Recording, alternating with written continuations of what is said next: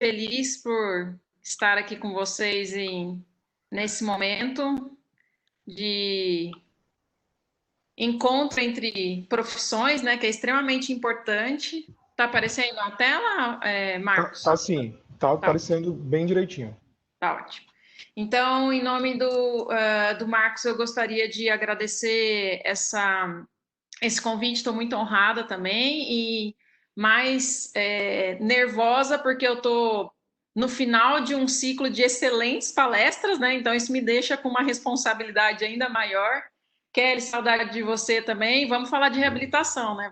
Agora vamos ver o que a gente consegue fazer com a criança que você conseguiu salvar na UTI, né? Eu sou Fernanda Lanza, sou professora do Departamento de Fisioterapia da UFMG, doutora em Ciências Aplicadas à Pediatria, então eu estava em São Paulo, vim para Belo Horizonte há pouco tempo, e também sou membro do Departamento de Pediatria da Sobrafir, e talvez o que seja mais importante no meu currículo é que eu tenho a satisfação de ser amiga do Marcos Galdino, que sempre está trazendo excelentes atualizações para fisioterapia, é um entusiasta e eu fico muito feliz de poder compartilhar o ciclo de amizades dele. Então, vamos em frente. Eu não tenho nenhum conflito de interesse para declarar nessa aula. E vamos começar, então, a respeito dos tópicos que serão abordados. Eu vou falar um pouquinho das considerações da COVID na população infantil, e aí depois eu vou começar a fazer a abordagem a respeito das sequelas cardíacas que essa doença vai trazer, e aí, sem dúvida, e talvez o cerne da questão, né, como que a gente vai fazer a reabilitação nesses pacientes. Bom, já foi falado pelas colegas que me antecederam a respeito das manifestações clínicas que a COVID traz na população infantil. Essas manifestações clínicas, elas têm sido muito brandas, têm sido menos graves do que na população adulta. E a Kelly comentou um pouco a respeito disso, né? Talvez esteja relacionado aos receptores da ECA2, e o que a gente tem visto, não são hipóteses, né? Mas o que a gente tem visto é que essas crianças são bem menos graves e, consequentemente, têm menos sequelas relacionadas ao Covid. Um estudo dessa semana, bastante recente, uma coorte, esse daqui que saiu na Lancet, que saiu essa semana, uma coorte de crianças, né, que também já foi dito anteriormente, que a gente não tem muito essa estratificação do total de casos de Covid-19, quantos são crianças, quantos são adultos. Mas essa coorte avaliou 582 crianças, e veja só, das 582 crianças confirmadas com Covid-19, pouquíssimas foram para terapia intensiva. E o que é interessante é que as crianças com cardiopatias congênitas, elas têm um risco relativo muito maior de ficar graves.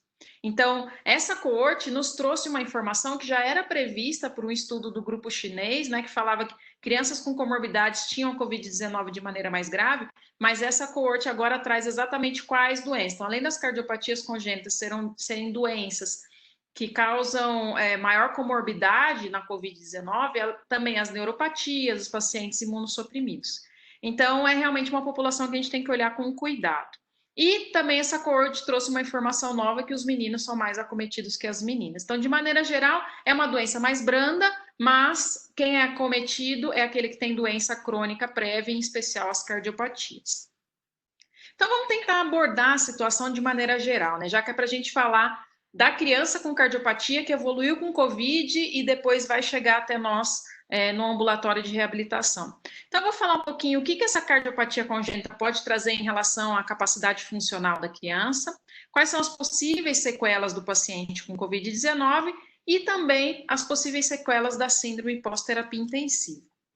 Já foi descrito, esses não são estudos de Covid, são estudos de crianças com cardiopatia congênita. Já está claro na literatura que criança com cardiopatia congênita tem redução da capacidade aeróbia. E o padrão ouro para avaliar a capacidade aeróbia é o teste de exercício cardiopulmonar avaliado pelo VO2, o consumo máximo de oxigênio. Então, essa é uma revisão sistemática, tem uma outra revisão também de um grupo norte-americano, um grupo holandês, a respeito do quão menor é o VO2 da criança com cardiopatia congênita comparado à criança controle. Então, é em torno de 25% a 30% menor, o que significa que a cardiopatia leva uma redução da capacidade aeróbica por diversos fatores, obviamente pelo comprometimento cardíaco, mas também pelo comprometimento sedentário que essa criança adota. Adicionalmente, já foi descrito também que essas crianças têm redução da capacidade funcional, que é uma outra avaliação. Então, esse é um teste que avaliou, esse é um estudo, desculpa, que avaliou o teste da caminhada de 6 minutos em crianças com cardiopatias congênitas cianóticas e acianóticas. Mais clara, aqui no eixo Y, os metros do teste da caminhada, no eixo X, a cianótica e cianótica. O claro, o azul claro é o previsto, que a criança deveria andar normalmente, e o azul escuro é a criança com cardiopatia. Então, as crianças com cardiopatia, independente dela ser acianótica ou cianótica, elas têm em torno de 70% a 72% do valor previsto do teste da caminhada de 6 minutos. O que isso significa? Que elas andam menos do que elas deveriam. Então, da mesma maneira que a gente vê redução no VO2, que é o padrão ouro, a gente vê redução da capacidade funcional. E esse é um estudo que não foi publicado, é do nosso grupo, que avaliou o shuttle teste em crianças com cardiopatia. O que nós observamos é que o shuttle teste aqui, os metros percorridos, no shuttle teste de crianças com cardiopatias congênitas acianóticas, antes da cirurgia, estava em torno de 680 a 700 metros, e isso dava em torno de 75% do previsto. Pós-procedimento cirúrgico, essa capacidade funcional reduz o que era esperado, que foi 15 dias após o procedimento cirúrgico, e depois de 30 dias da alta, a criança tem uma melhora dessa capacidade funcional. O que eu quero dizer é que a cardiopatia leva uma alteração da capacidade aeróbia e uma alteração da capacidade funcional, isso já foi descrito previamente. Mas, além disso, as crianças com Covid-19, elas também podem vir a ter consequências, sequelas cardíacas, como, por exemplo, as arritmias, as miocardites. Existem toxicidades por drogas que também levam à miocardite. O baixo débito cardíaco ocasionado pela miocardite, pelas vasculopatias e pela toxicidade. E também a hipóxia tecidual. Ou seja, a criança que interna por Covid-19, com diagnóstico de Covid-19, essa criança pode ter comprometimento cardíaco decorrente da doença, já que nós sabemos que há uma alteração vascular muito importante. Nós temos que nos preocupar muito a respeito da miocardite, porque as crianças com miocardite pós-Covid-19, elas têm que ser muito bem acompanhadas antes que o programa de reabilitação seja elaborado e seja conduzido. Então, a avaliação desse paciente por um especialista no momento da alta hospitalar é extremamente importante para que a nossa reabilitação seja segura. Considerando que, mesmo a criança que não tem nenhuma cardiopatia prévia, ao ter Covid-19, ela pode ter esse comprometimento cardíaco. E aí, associado a tudo isso, a gente fala da gravidade do paciente que tem a Covid-19. Como eu já mencionei, mais de 90% das crianças, elas têm doença leve, elas têm uma doença muito branda, ou elas são assintomáticas, ou têm a doença de maneira leve ou moderada. E apenas 8% dessas crianças, cerca de 8%, elas ficam graves ou críticas. E dessas que vão para a terapia intensiva, dessas que estão em estado crítico, apenas 4% vão para a ventilação mecânica. E esses são os dados desse estudo que foi publicado na Lancet essa semana. Então, realmente, a Covid-19 ela tem um comprometimento muito mais brando na população infantil, mas existe um público que vai para a terapia intensiva e que vai ficar em ventilação mecânica e, consequentemente, tem a chance de, por utilizar sedação, bloqueador neuromuscular, tempo de ventilação e tempo de internação, pode ter a fraqueza muscular adquirida na terapia intensiva. E o que é essa fraqueza? O que é essa síndrome pós-terapia intensiva? Isso também já foi descrito previamente, né? Isso não é algo especificamente para paciente de COVID, mas sim é algo que se dá na terapia intensiva. É descrito que o paciente pós-terapia intensiva, os sobreviventes do tempo de internação, paciente crítico, ele tem alteração da saúde mental, pode ter síndrome de abstinência, irritabilidade, ansiedade e agitação, alterações cognitivas com déficits comportamentais e principalmente a alteração física e funcional. Tudo isso, como eu mencionei, pelas condições críticas dentro da terapia intensiva. E sabe-se também que essa síndrome pós-terapia intensiva acomete a família também, porque a criança, sem dúvida alguma, ela está embutida dentro de um grupo muito maior que não apenas o pai e a mãe, mas a família toda que compartilha esse estado. E a família também pode ter comprometimento mental. Então, a síndrome pós-terapia intensiva causa, de maneira muito importante, a alteração física e funcional que a gente precisa lidar com esse paciente.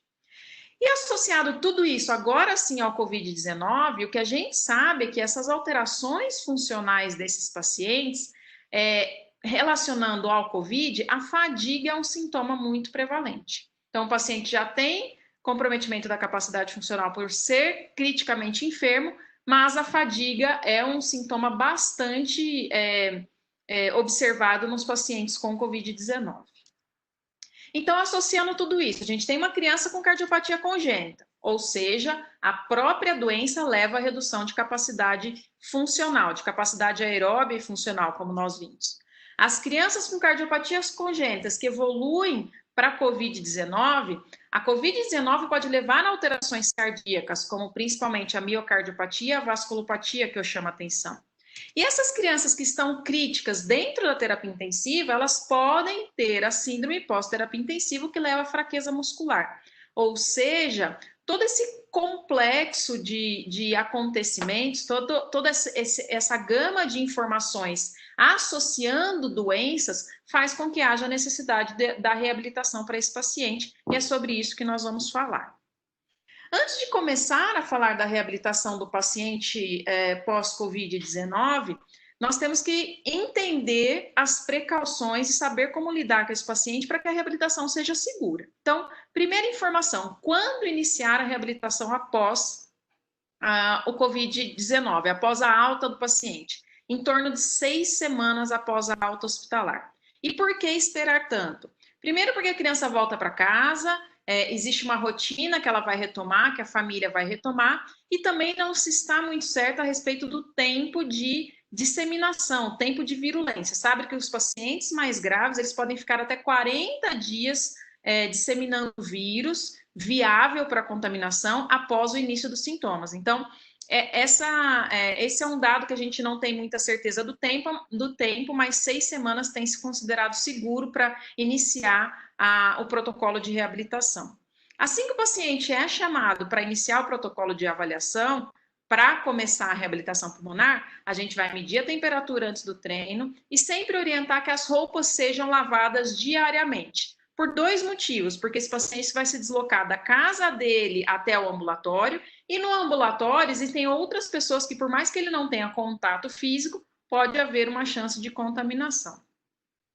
E o que é extremamente importante para a questão da segurança desse paciente é realizar exames antes de começar a reabilitação. O ecocardiograma, pedido pelo cardiologista, especialista, isso é muito importante, e o teste de exercício cardiopulmonar, porque ele vai nos dar o parâmetro exato para fazer a prescrição de treinamento de maneira segura. O teste de exercício cardiopulmonar é o padrão ouro para realizar a prescrição de exercício, mas em alguns momentos nós não temos esse teste, então nós vamos ver quais são as possibilidades. Então, muito cuidado com a miocardiopatia nesses pacientes, muito cuidado com as lesões vasculares nesses pacientes, por isso que a avaliação anterior ao início da reabilitação é extremamente importante. Ok, o paciente chegou até o ambulatório após 6 semanas da alta, então nós vamos começar com a avaliação. Avaliação da funcionalidade, nós podemos incluir também a avaliação da qualidade de vida, alguma avaliação de força específica, mas o que nós precisamos nesse momento é avaliar a função do paciente, considerando o que eu mencionei previamente, que a funcionalidade desse paciente está bastante comprometida. Importante a respeito de restrições do contato físico. Quando esse paciente for para o programa de reabilitação, a gente não pode fazer com que esse programa tenha muitas crianças ao mesmo tempo, porque favorece a contaminação. vamos considerar a possibilidade que essa criança não esteja mais em tempo de disseminação, mas estar com outras crianças no mesmo ambiente pode favorecer a contaminação vindo de outros ambientes. Então, em tempos de pandemia, em tempos de restrição e de contato físico, a gente vai fazer a reabilitação um paciente por horário. Isso acaba nos limitando, mas essa é a recomendação. E utilização de EPIs, equipamento de proteção individual, tanto o fisioterapeuta quanto o paciente, não só no momento da reab, mas também no seu traslado de um lado para o outro. E o que é interessante é que nós podemos fazer essa reabilitação supervisionada, mas vocês estão percebendo que é algo um pouco mais restrito, a gente não consegue fazer com muitas crianças ao mesmo tempo. Reabilitação cardiovascular virtual também pode ser iniciada após 6 semanas de alta, mas existem alguns critérios que eu vou comentar com vocês. Não podemos esquecer, então, da utilização dos EPIs para esses pacientes. Então, o paciente já fez a avaliação de exames, já fez o eco, já fez o teste de exercício cardiopulmonar, foi liberado pela equipe médica, então ele vai fazer a avaliação para iniciar o programa de reabilitação. Qual teste de capacidade funcional nós utilizamos na maior parte das crianças? Ou o teste da caminhada de 6 minutos, ou o shuttle test. Por que esses dois? Porque são testes que nos auxiliam a prescrever o treinamento depois que eles são realizados. Então, eles identificam que o paciente tem redução da capacidade funcional, adicionalmente, eles nos ajudam a prescrever a intensidade de exercício para esse paciente. O TC6 é um teste bastante difundido, é um teste realizado num corredor de 30 metros, que o paciente vai caminhar por 6 minutos o mais rápido que ele conseguir, sem correr. O desfecho é a distância percorrida. E o shuttle test, ele é um teste realizado num corredor de 10 metros, onde ele é cadenciado externamente. O que significa? Que existe um bip sonoro, no qual, minuto a minuto, a velocidade do teste vai aumentando, e a criança vai ter que andar cada vez mais rápido, até o momento que ela pode correr. E ela vai parar esse teste por exaustão, por ela não conseguir mais. Então, vamos aos prós e contras de cada teste. O teste da caminhada de 6 minutos, ele é bastante seguro de ser realizado, só que ele tem um contraponto que pode existir um efeito teto. A criança não pode correr, então ela não chegou no seu máximo do exercício, ou próximo do máximo. Então, para as crianças que são menos graves, ele é um teste que alcança efeito teto. Em contrapartida, o shuttle, ele é um teste incremental, consegue avaliar desde a criança mais grave até a criança menos grave, sem o menor problema, só que ele é um teste que chega em frequências cardíacas muito mais altas. O que, a depender do momento que nós estamos avaliando essa criança pós-Covid, pode ser um momento crítico e talvez não seja o ideal para ela executar. Então, nós temos que ter uma certa precaução ao realizar o shuttle. Para esses dois testes, a distância percorrida é o desfecho, existe equação de normalidade para os dois testes, para a população infantil brasileira, a gente pode utilizar sem problemas. Mas esses testes eles também são importantes para determinar algo extremamente essencial para o programa de reabilitação, para ver se o paciente dessatura ou não no exercício.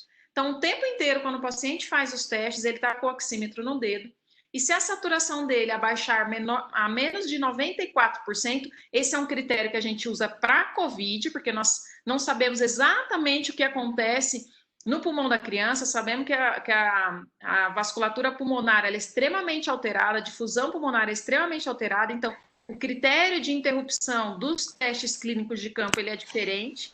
Então, paciente desaturou menos do que 94, saturou menos do que 94% no teste clínico de campo, a gente interrompe o teste, oferta oxigênio e programa um novo teste com oxigênio. O que isso significa? Significa que o paciente, ao fazer exercício, ele desatura. Se ele desaturar ao fazer exercício, esse paciente não tem critério para fazer o telemonitoramento ou a telereabilitação. Então, essa é uma informação extremamente importante. Esses testes nos auxiliam a avaliar a dessaturação. E se o paciente desaturar, o telemonitoramento está contraindicado. E para prescrever o exercício, eu preciso seguir alguns itens, que a gente chama de FIT. Eu preciso saber a frequência de treinamento, a intensidade, o tempo de cada sessão e o tipo de exercício que nós vamos fazer. Então, a frequência, maior do que 2 vezes, até 5 vezes na semana, o American College, o European Cardiology, eles descrevem que quanto mais tempo a criança fizer exercício, melhor, mas para as crianças mais graves isso é mais difícil, então pelo menos 2 a 3 vezes na semana. A intensidade para as crianças com cardiopatia, em especial pós-Covid, ela é uma intensidade mais baixa, é uma intensidade leve, que vai de 40% a 50% da frequência cardíaca máxima. E quem estuda um pouco de reabilitação sabe que essa é uma intensidade realmente baixa, que a gente geralmente, para cardiopatia, usa de 50 a 70, para pneumopatia, de 60 a 80, mas para as crianças pós-Covid, a gente vai usar em torno de 40% a 70% da frequência cardíaca máxima, justamente porque a gente não sabe todo o comprometimento desse paciente. E o Borg, que a gente vai utilizar, é de 3 a 4, ou seja, uma intensidade de treino leve. Esse paciente ele tem que relatar que o treino está leve, não pode estar moderado nem cansativo demais. Qual é o tempo de sessão? O tempo vai geralmente até 60 minutos, mas o tempo na frequência cardíaca alvo, nessa frequência cardíaca alvo aqui, é de 20 a 30 minutos. E qual é o tipo de exercício que nós vamos fazer? Sempre exercício de resistência, de endurance, que utiliza grandes grupos musculares ao mesmo tempo. Por exemplo, andar, caminhar, pedalar, e não exercícios de grupos musculares isolados. Então, para fazer a prescrição, eu preciso dessas informações. E nunca esquecer que, independentemente do local que você vai fazer a reabilitação, se vai ser presencial, no ambulatório, se vai ser telemonitorada, tem que fazer num ambiente restrito, se for em casa, num quarto fechado, se for no ambulatório, num ambiente fechado, que não tenha contaminação e contato com outras pessoas, e sempre utilizar equipamentos de proteção individual. Então, vamos falar dos dois possíveis tipos de treinamento. O supervisionado, que é aquele paciente que ele tem maior risco, aquele paciente que desaturou no teste clínico de campo, aquele paciente que tem fração de ejeção menor do que 50%. Por isso que é extremamente importante fazer o eco antes de fazer o programa de reabilitação, porque é um critério de determinação se ele vai ser supervisionado ou telemonitorado. E qual é o critério para o telemonitoramento? Paciente de baixo risco. Não dá para fazer nem com moderado risco em casa, tem que ser de baixo risco, ou seja, fração de ejeção acima de 50%, o paciente não pode ter arritmias, estabilidade hemodinâmica, sem uso de medicações coadjuvantes, ter o mínimo de funcionalidade, de função, ter o mínimo de independência em casa e que ele tenha segurança para que esse atendimento seja feito de maneira remota.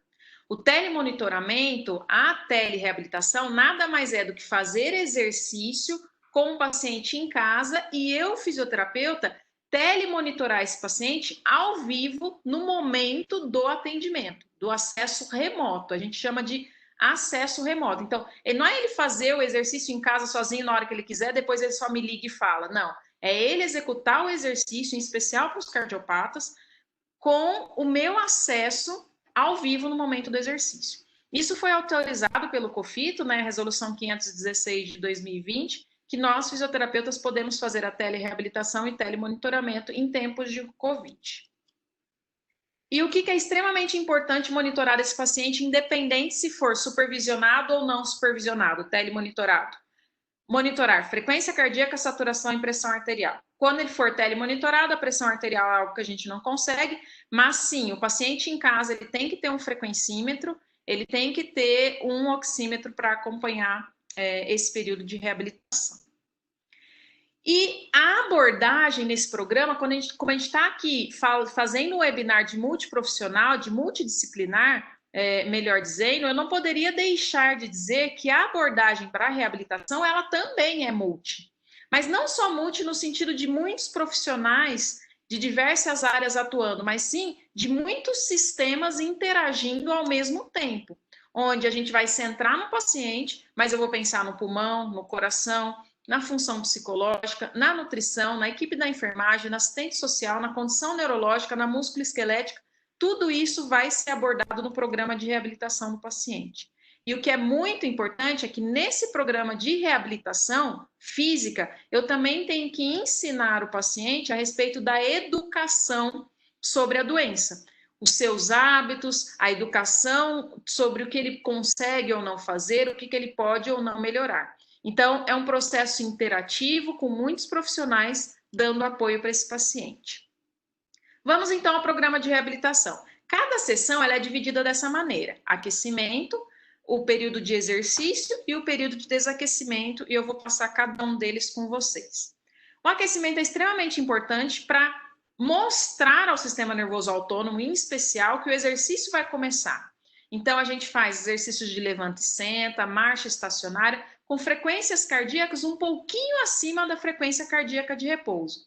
Geralmente, 10, no máximo 20 batimentos acima da frequência cardíaca de repouso. Se a criança está com 100 batimentos, a gente vai chegar a 120 no período de aquecimento, por 5 a 10 minutos. Depois desse período, aí sim a gente vai para o período alvo, o período de condicionamento, que vai ser em torno de 20 a 30 minutos, com aquela frequência cardíaca alvo programada, e aí você pode usar o que tiver disponível para o paciente: esteira, degrau, caminhada livre, pular amarelinha. Lembra que a gente crianças, então fazer qualquer tipo de exercício, até atividades com videogames que são interativos e promovem exercícios físicos também. Importante, sempre perguntar para o paciente, quando ele está fazendo exercício, a cada 5 minutos, perguntar a escala de Borg. A escala de Borg modificada dele, lembre-se, tem que estar entre 3 e 4, porque é um exercício de intensidade leve. E toda vez que ele desaturar, ele tem que receber oxigênio. Lembrando que o paciente que desatura nos testes clínicos de campo, eles só podem fazer exercício presencial e não pode fazer telemonitorado. E por fim, depois que a gente passou esses 30 minutos de exercício na frequência cardíaca alvo, a gente vai fazer o desaquecimento, que para os cardiopatas é extremamente importante voltar ao repouso de maneira gradual. Por que o desaquecimento? Porque lembra que nós temos o coração, que é uma bomba, e a panturrilha, que também é uma bomba para facilitar o retorno venoso. Se a gente simplesmente para o exercício, o paciente vasodilata e pode causar uma hipotensão. Então, 5 minutos de desaquecimento, vai diminuindo a frequência cardíaca aos poucos, pode ser com alongamentos ou diminuindo a marcha, fazendo marcha estacionária, até que esse paciente volte à calma novamente. Então, esse é um programa, então a sessão é extremamente importante a gente ter todos esses 3 pontos para programar a sessão, independente dela ser supervisionada ambulatorialmente ou telemonitorada. E o que foi descrito recentemente também a respeito do processo de telemonitoramento, que a gente simplesmente pensa assim, vou pegar meu celular, eu vou conectar o WhatsApp, vou ligar para o paciente e vou fazer o telemonitoramento. Existe um processo árduo de telemonitoramento até para a equipe se familiarizar. O paciente precisa ter familiaridade, mas a equipe também, que é dividido em 3 steps, em 3 passos. Primeiro, a gente tem que ver o que tem de disponibilidade de equipamento. Não só o equipamento do profissional, mas o equipamento também do paciente. A gente tem que adaptar o time, então todo time tem que utilizar o mesmo equipamento, não é só o fisioterapeuta que vai fazer telemonitoramento, mas é também o médico, o enfermeiro, o psicólogo e tudo mais. Identificar quais são as modalidades, o paciente tem computador, o paciente tem celular, ele tem o Wi-Fi disponível, não tem. A gente tem que ter um plano de atendimento virtual, então, terças, quartas e sextas é fisioterapia. O paciente vai realizar, além da fisioterapia, outras estratégias que devem ser colocadas num plano. E visualizar o que tem de disponível, principalmente a respeito dos websites e a gente testando esses websites. Então, isso pode demorar até 6 semanas para que toda a equipe esteja bem adaptada. E pode ser aquelas 6 semanas iniciais que o paciente ainda não teve alta, que o paciente teve alta, mas ainda não começou o programa de reabilitação.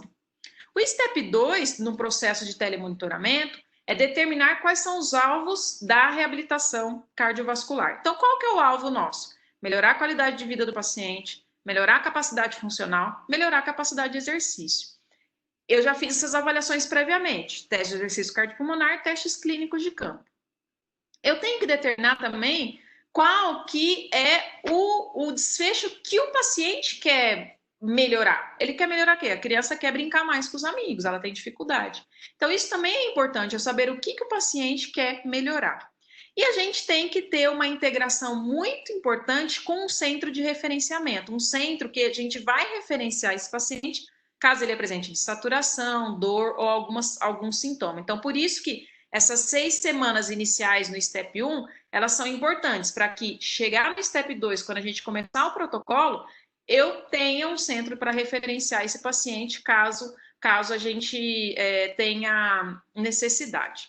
Estou terminando, Marcos. E, por fim, né, a gente vai cada vez mais aprimorando as soluções inovadoras com tecnologias interativas. A partir do momento que o paciente está habituado com telemonitoramento, a gente faz reavaliações presenciais de tempos em tempos, que você pode definir, pelo menos a cada 3 meses, e aí mantém o telemonitoramento desse paciente. E por que a gente faz tudo isso, né? Porque existem respostas fisiológicas ao exercício que já estão consagradas e já estão muito claras na literatura.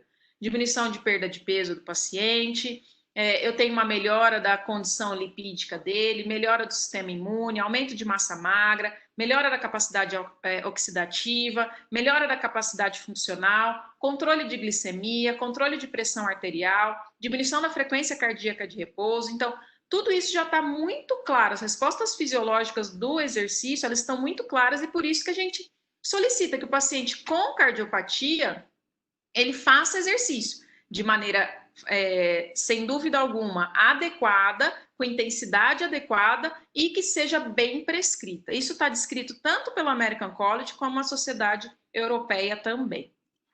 Por fim, então, as crianças com Covid, sem dúvida alguma, elas têm uma doença muito mais branda do que os adultos. Existem alterações da criança que fica internada grave por Covid, ela tem alterações pós-terapia intensiva, mas ela também tem alterações da cardiopatia congênita. Associado a tudo isso, as sequelas cardíacas que a Covid traz, a gente tem um arsenal de coisas para melhorar nesse paciente, que leva ele a ter uma redução da capacidade funcional de maneira extremamente grave. Então, a gente tem que avaliar essa capacidade funcional e, após ter feito todos os exames de segurança do paciente, a gente inicia o protocolo de reabilitação cardiovascular nesse paciente para trazer os benefícios do exercício. Então, sem dúvida alguma, a gente tem que manter essa criança ativa, independente dela ter tido uma doença leve, moderada ou grave. E, por fim, eu gostaria mais uma vez de agradecer a oportunidade de estar aqui com vocês, dizer que eu estou extremamente feliz e honrada por esse convite e que a gente tenha cada vez mais coragem para tornar a fisioterapia mais divulgada, que eu, sem dúvida alguma, a Covid-19 tem nos ensinado muito, mas eu acho que o grande ensinamento é que a população, de maneira geral, está entendendo cada vez mais a importância da fisioterapia. Isso está sendo disseminado com grande força, como uma grande onda. E meu maior sonho é que todas as crianças com cardiopatia congênita, elas possam receber a reabilitação, independente do pós-Covid ou não. Muito obrigada.